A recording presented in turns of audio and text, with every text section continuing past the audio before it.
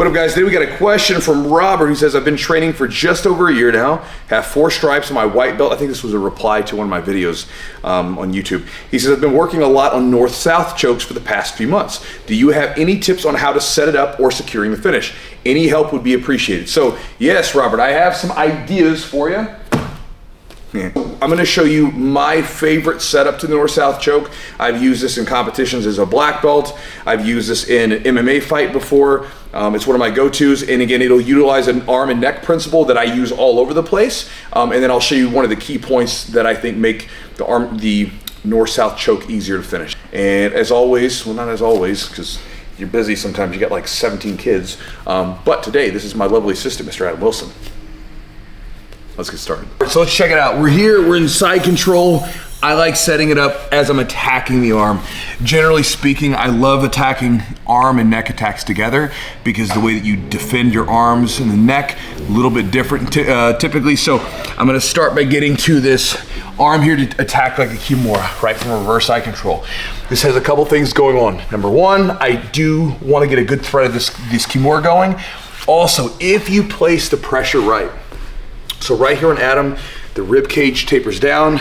There's about a fist-sized spot right here. You want to place your weight from your rib right down to that pocket there. I call this the sweet spot because if I put pressure there, he doesn't have these strong abdominal muscles or the rib cage here to brace against it. So right here, we start to put pressure. Notice what's happening to his head.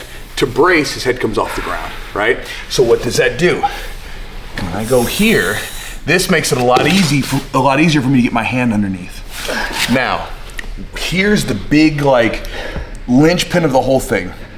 When I get the arm underneath, I'm gonna have to lock his chin. So one of the easiest ways for him to defend this really early on me is as I go for this, if he recognizes it, just to turn towards me with his chin.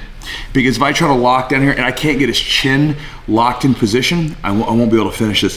So when I'm talking about his chin, for me to be able to finish the north-south choke, I need to have his head locked here so that my lat and shoulder are squeezing against his neck.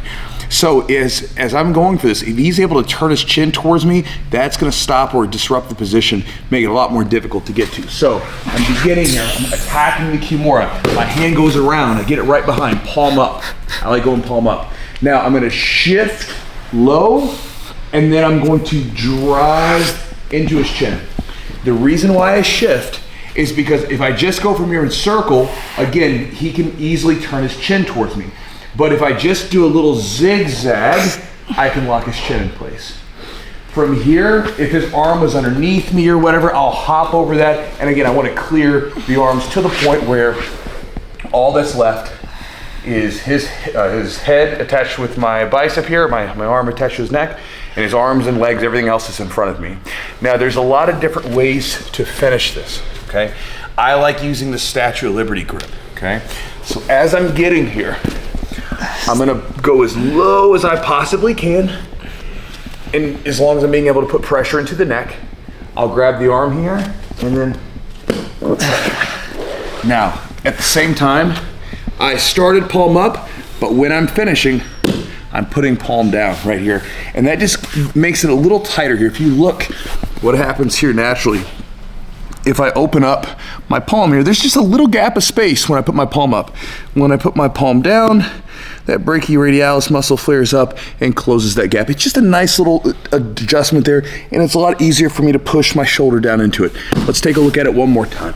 Chest to chest, I'm attacking my Kimura here, trying to dig this sucker out. Not working, but I notice that his head's a little bit off the ground. Perfect. My palm is gonna circle, palm up, and I'm gonna shoot it back. And then the next movement is zigzag. From here, hop over the leg or the arm if it's in the way, grab the wrist, shift, get low and squeeze. And when you're doing this, one of the more important things to do when you're finishing like a choke like this, or the arm triangle and everything else, is to really focus on the pressure being around the neck. A lot of times if you watch newer people, they'll just sort of like squeeze or their body gets really tense, but they're not thinking about where that pressure is going. Make sure that when you're in that position, if you're trying to fill this out with a partner a couple times before you try it live, or even if you're doing it live, just make sure that you feel that your whole body is active, but that the main part of that pressure is right there in the neck like that. So again, that's what I'm looking for. Even when I'm looking for other positions, when I'm looking for the north-south choke, I'll do that little zigzag, usually to set it up, to lock their chin in place. So even if they're turning a little bit into it, it'll push them back into it, and so I can get into that spot. So hopefully that helps you, brother, as a white belt getting into this and trying to use some north-south chokes.